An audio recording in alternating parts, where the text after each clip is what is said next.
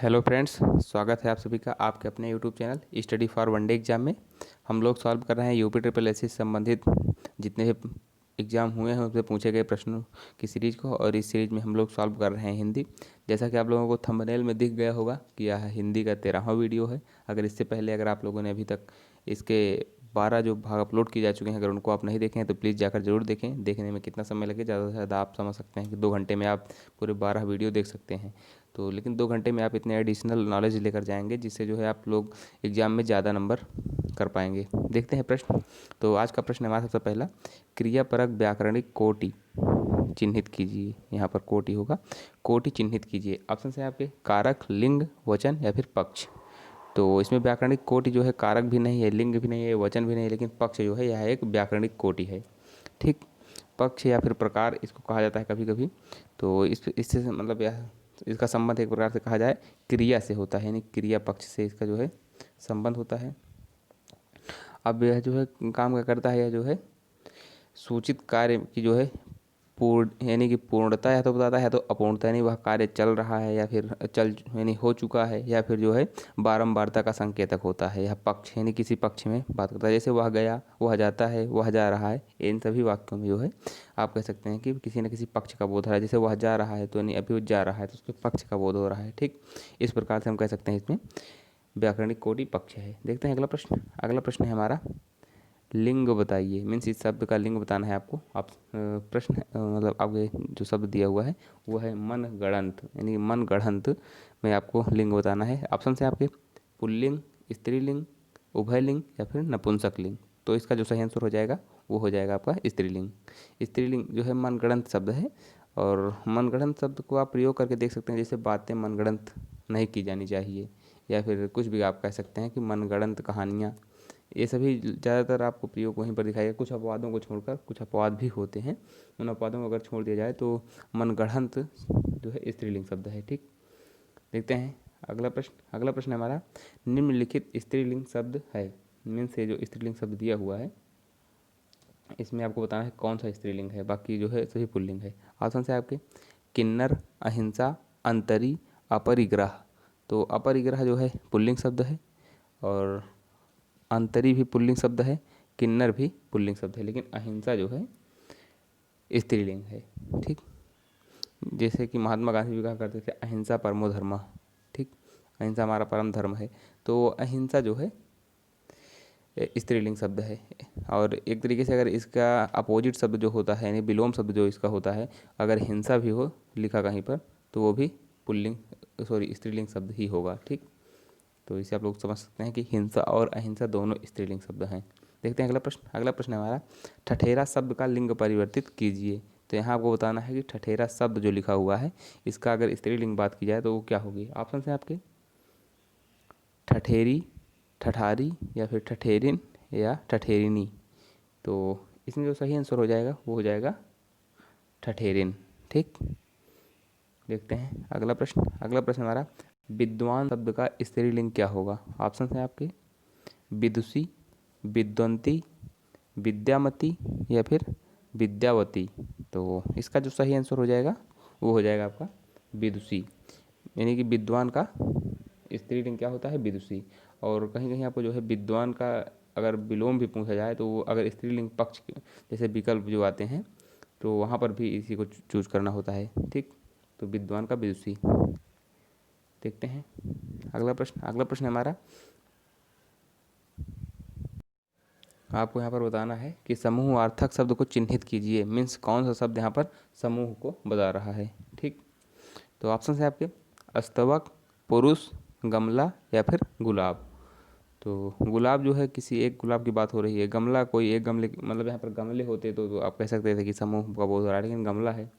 पुरुषवाचक ये भी जो यानी सॉरी ये पुरुष जो दिया हुआ है अभी जो है एक वचन का ही भाव व्यक्त कर रहा है, लेकिन जो अस्तवक है, अस्तवक जो है समूह अर्थक होता है। ठीक, इसको आप लोग कैसे समझ सकते हैं कि अस्तवक का अर्थ होता है या फिर फूलों का गुच्छा। ठीक, या फिर गुलदस्ता आप इसको कह सकते हैं सीधी भाषा में।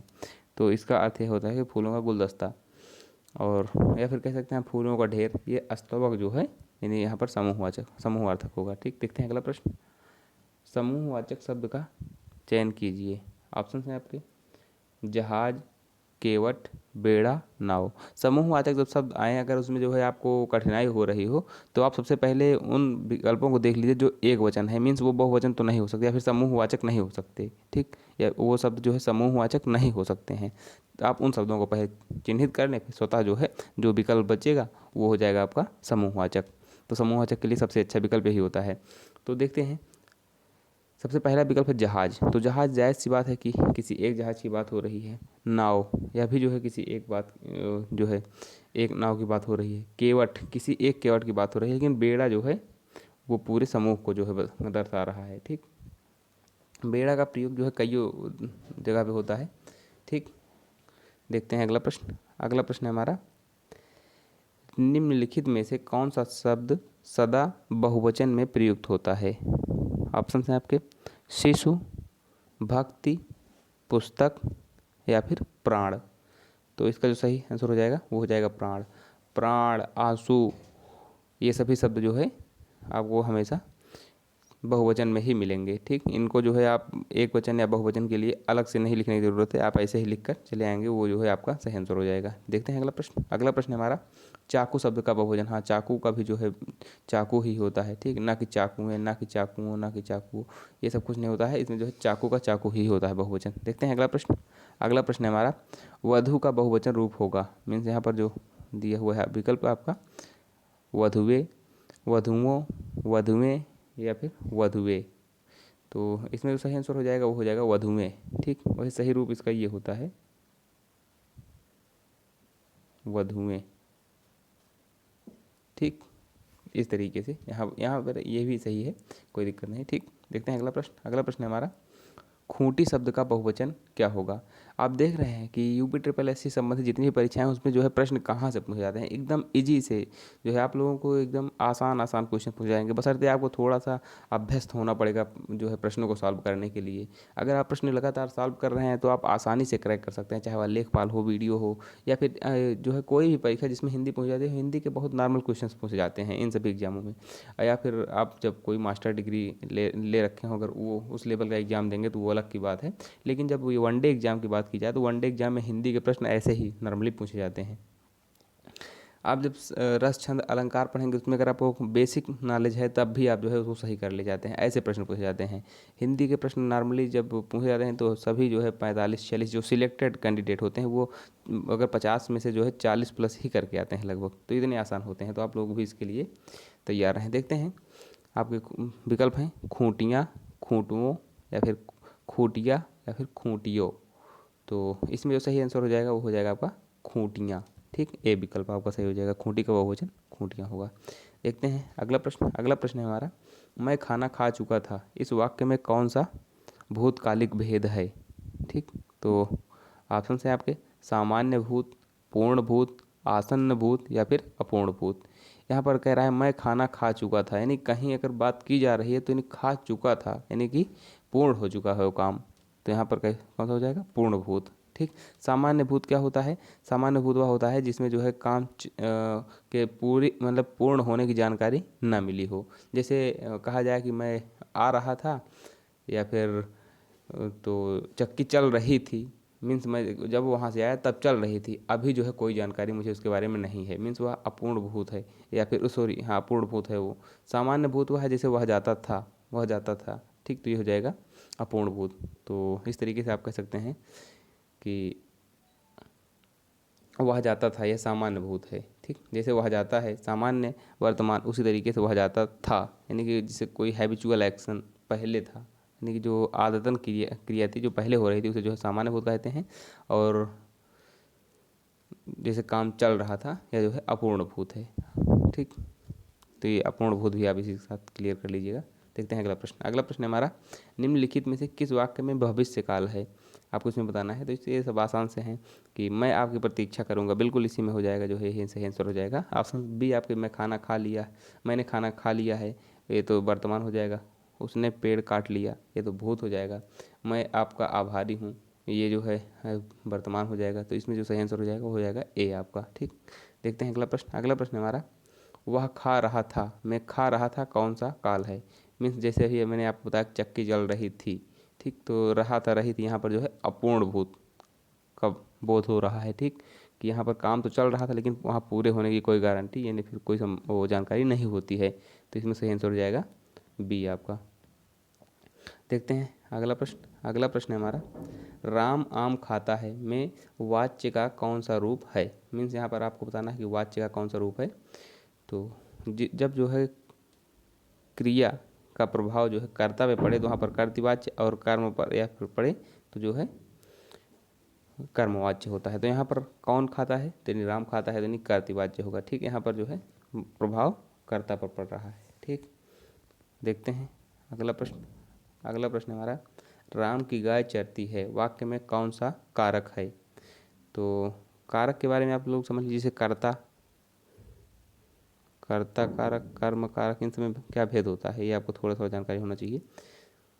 कर्ता ने या फिर कर्म को, ये सभी जो है कुछ इसके चिन्ह होते हैं जिसको आप आसानी से पहचान सकते हैं। कर्ता ने कर्म को कारण से संप्रदान के लिए अपादान से अलग होने की स्थिति में, ऐसे जो है शब्द जो होते हैं जैसे संबोधन में होता है अरे, इस तरीके से आपको कुछ शब्द मिल जाते हैं तो आप समझ सकते हैं कि उसमें कौन सा कारक है। तो यहाँ पर दिया हुआ है राम की गाय चरती है, तो राम की यानी कि किसकी गाय, राम की। तो इसमें क्या बता रहा है, संबंध बता रहा है, ठीक। तो यहाँ पर हो जाएगा संबंध कारक। देखते हैं अगला प्रश्न। अगला प्रश्न हमारा, मैंने राधा के लिए कपड़े खरीदे। तो इससे पहले आप लोगों को बताया कर्ता ने कर्म को कारण से संप्रदान के लिए, यानी कि यहाँ पर कौन सा हो जाएगा, संप्रदान कारक, ठीक। अपदान में जो है होता है अलग होने की स्थिति में, ठीक।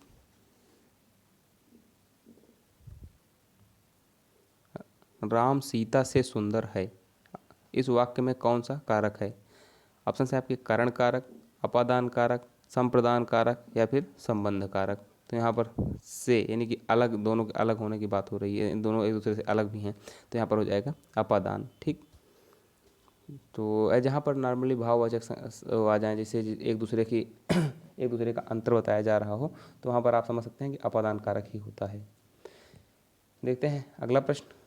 हमारा अगला प्रश्न है, मैं 3 मिनट में आ रहा हूँ, इस वाक्य में कौन सा कारक है।